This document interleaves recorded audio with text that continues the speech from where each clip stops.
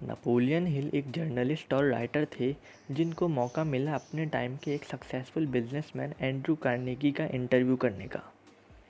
Interview के दौरान Andrew Carnegie ने कहा, उन्हें पता है कि बहुत सारे लोग टाइम वेस्ट कर देंगे अपना कामयाब होने के तरीके ढूंढने में, इसलिए वो चाहते हैं कि नेपोलियन हिल एक ऐसी बुक तैयार करें जिसमें वो तमाम यूनिवर्सल लॉस एक जगह हों। और उन्होंने नेपोलियन हिल को ऑफ़र करी कि वो उन्हें सक्सेसफुल लोगों का इंटरव्यू करने का मौका दिलाएंगे, लेकिन इसके लिए वो सिर्फ ट्रैवलिंग एक्सपेंसेस ही पे करेंगे।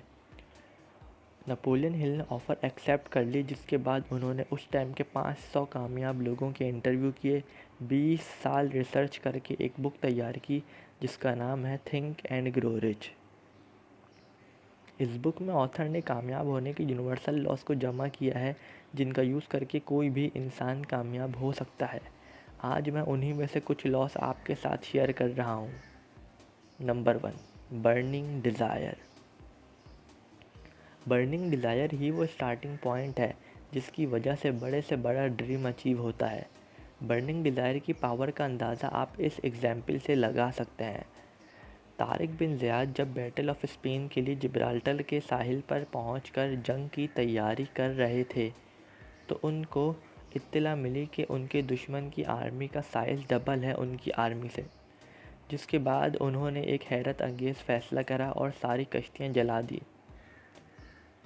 और एक स्पीच दी उन्होंने, जो कि ये थी, साथियों आज या तो दो ही चीज़ें हो सकती हैं, या तो हम मर जाएंगे और सरेंडर कर लेंगे या फिर हम इनको हरा देंगे। जिसका ये रिज़ल्ट ये निकला कि उनकी आर्मी और उन्होंने पूरी जान लगा के वो जंग लड़ी और फाइनली वो जंग जीत गए। ये होता है extreme burning desire. Burning desire का मतलब ये नहीं कि आप भी अपनी लाइफ जान पे लगा दें, बट जो चीज़ें आप लगा सकते हैं जैसे कि टाइम, एफ़र्ट और दूसरी चीज़ें, वो तो आपको लगानी ही पड़ेंगी। अपने बर्निंग डिज़ायर को पैसों के लिए यूज़ करने के 6 स्टेप्स बताते हैं author. Step 1, fix exact amount of money you desire. एक एग्जैक्ट अमाउंट डिसाइड कर लें जितने आप पैसे कमाना चाहते हैं। मुझे बहुत सारा पैसा चाहिए, ये डिसाइड करना गलत होगा क्योंकि इससे क्लैरिटी नहीं आती, जिसकी वजह से आपके अपने ड्रीम को अचीव करने के चांसेस बहुत ही कम हो जाते हैं।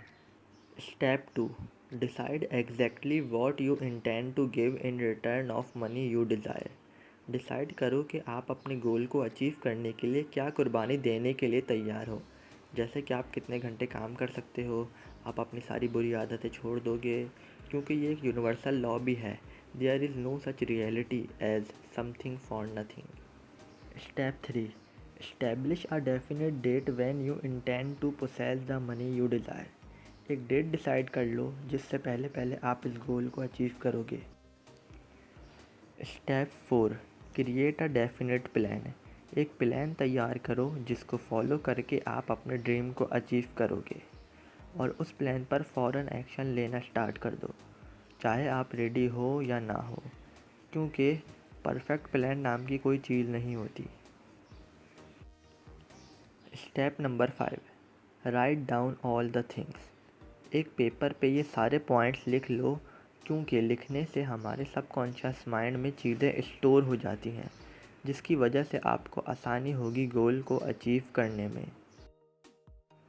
स्टेप नंबर 6, जो कि आखिरी है, रीड इट डेली। जो भी आपने लिखा है उसको डेली रीड करो 2 दफ़ा, एक दफ़ा सुबह और दूसरी दफ़ा रात को। सबसे इम्पॉर्टेंट चीज़, जब आप रीड कर रहे हों तो पूरे यकीन के साथ रीड करें कि आप उस गोल को अचीव कर लेंगे। ये मोस्ट इम्पॉर्टेंट पॉइंट है।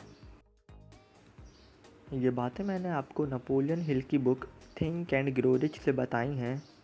मैंने इस बुक की लिंक डिस्क्रिप्शन में दे दी है, जहाँ से आप इस बुक को बाय कर सकते हैं। सब्सक्राइब करें चैनल को, शेयर करें फ्रेंड्स के साथ और लाइक करें अगर आपको वीडियो पसंद आई। And finally, thanks for watching.